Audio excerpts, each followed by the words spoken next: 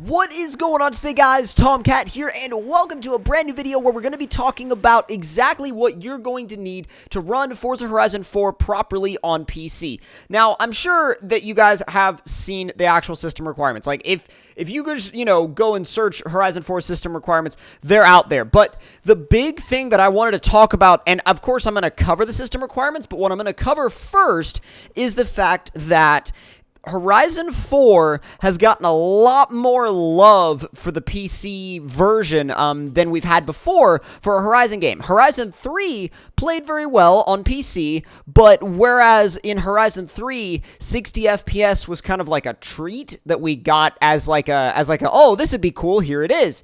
60 FPS instead in Horizon 4 is going to be base frame rate.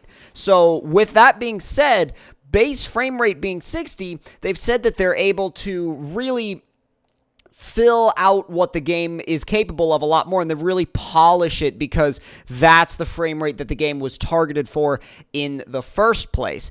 Now, when you base that on, like, there's a lot of different things really that you can base it on, but honestly, the whole idea behind this is really the fact that there's I guess what you would say is a beyond, quote-unquote, beyond ultra game setting. And not really even setting, but they've said that you can push it to basically an extent that is beyond what's technically considered ultra for the game's settings. Now, in an interview with PC Gamer, they said that the recommended spec obviously goes from 30 FPS to 60 FPS, but they said they've added a bunch of new options where you can push the limits of the graphics to the extreme, like beyond and past what would be considered ultra. Now, of course, you need to have a really powerful, really capable PC for this, but that's a given when you're talking about pushing something like this past ultra. Now, they say that you'll have access to an HDR option, as well as you can build a view for your cameras. Now, I'm not sure what they mean by that. I'm not sure what they mean by build a view. That seems very strange. And when they say build a view, I'm not sure if they mean build a view as in build an in-game camera view that's tailored to you, or where you can, like, move the camera around yourself.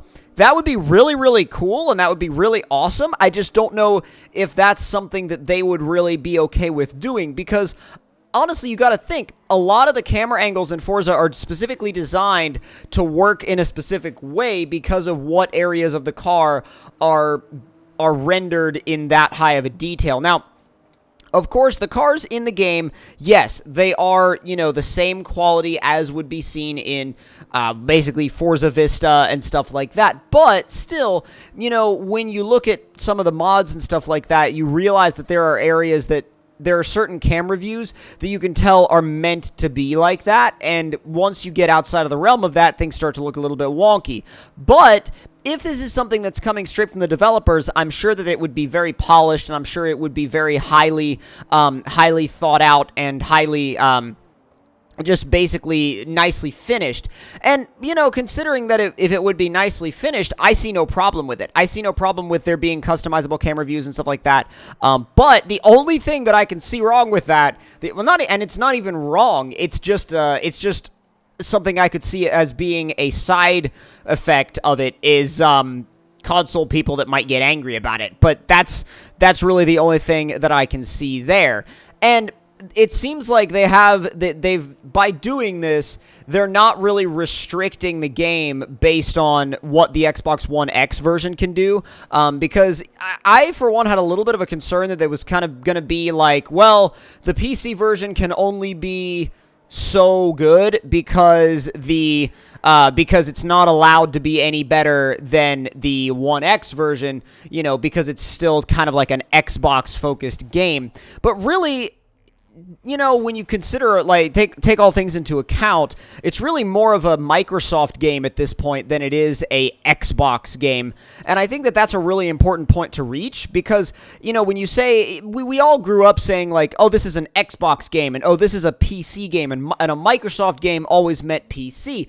And, you know, games that were developed by Microsoft Games, of course, were released on console and stuff like that. But I think in this day and age, with the consoles at the level that they are now, I don't think there's really any point in trying to separate, you know, console and PC. And I think it's a nice little treat for the PC people that have put so much time and effort into building a PC that's just insanely powerful. I feel like, you know, it's kind of a nice little treat to say, here, if your system can support it, we're more than willing to let you turn this up to 11 or however high you want to turn it up. Just so you have that little bit extra. And yeah, I mean, I'm sure there's going to be people that are going to say, oh, that's not fair. Why can't you know, if the PC version can do that, why did they not make the console version able to do that? Blah, blah, blah, blah. The One X is a great console. It's a wonderful console. I have one. It's awesome. But even, like, with how awesome it is, you can't really compare it to a ultra high-end, you know, fully built gaming PC. And, you know, I mean, my PC is good. It's nothing crazy. I wouldn't call it, like, super ultra high-end or something like that. I run a GTX 1080 Ti. You know, I run a couple of other things, like I run a Threadripper 1950X, you know, but my computer is not, it's nothing like wildly insane. I would consider it like a good, balanced gaming build that can run most games and record most games on Ultra, no problem. I don't think I've ever run into any games that I've had an issue recording on Ultra. With that being said, I would love to see what my setup can do with Horizon 4 past Ultra, because I'm definitely going to try and push it there. Definitely. I mean, why would you not try to push it there? And I'll definitely bring that to you guys and show you guys what it looks like once you do push it past Ultra. And I really like the fact that they're saying they've started with 60 FPS as a base instead of trying to push the game from 30 to 60 and make it look sort of awkward, because there were some people that felt that Horizon 3 at 60 looked sped up. I was not one of those people personally. I just felt like it felt smooth, but everybody processes 60 FPS differently, and everybody receives it differently. Like, their eyes receive it differently, so that's something that only you as a person can decide. You know, only you as a person can decide whether or not Horizon 3's 60 FPS looks sped up or looks natural. But again, that's something that is, that's something that's going to change from person to person. Now, the 60 FPS in Horizon 4, I can say from seeing it firsthand, I can say that it's obviously very, very smooth, and it's very nicely presented. And I think that, you know, you definitely don't, at least I don't get a feel of it being sped up. Again, that would be something that you would have to see for yourself and decide. But I personally do not get a sped up feel from it. But I also don't get a sped up feel from Horizon 3 at 60 FPS. Now, does Horizon 4's 60 FPS look a lot smoother? In my opinion, yes. I think it looks definitely smoother, and it definitely doesn't have the occasional weird hiccups that Horizon 3's 60 FPS mode does.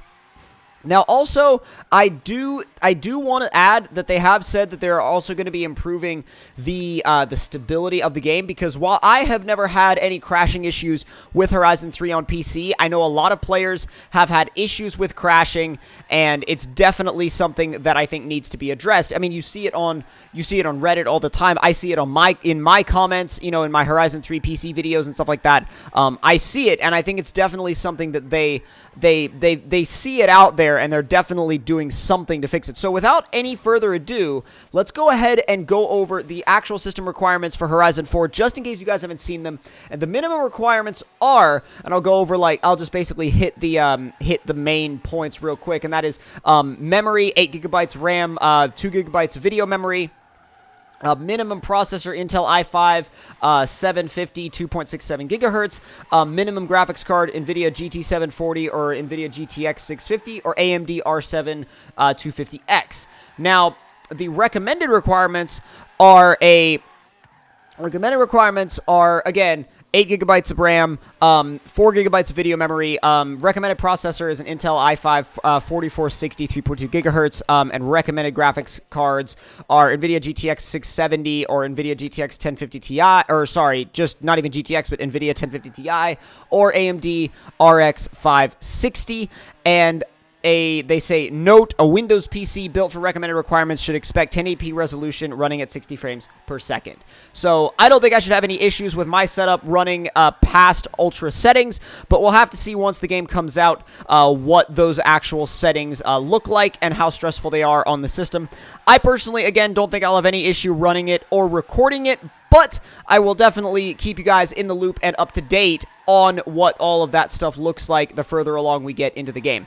Now, to summarize everything in this video, we talked about the game requirements at the end, the system requirements at the end. We also talked about the fact that the game can be pushed past Ultra with new settings like this switchable HDR and a couple of other things that we talked about back in the beginning of the video. And also, we hit on a couple of points like them addressing the instabilities that Horizon 3 can run into on PC. Partially, I feel like that can be traced to certain people's systems or certain people's hardware, but again, it all depends because I haven't had any issues out of this game on PC, but a lot of other people have. So, if you guys enjoyed this video and want to add to the discussion, please do in the comment section below. Hope you enjoyed. Make sure you subscribe for more, like the video if you enjoyed it, and I'll see you guys in the next one. Talk to y'all later.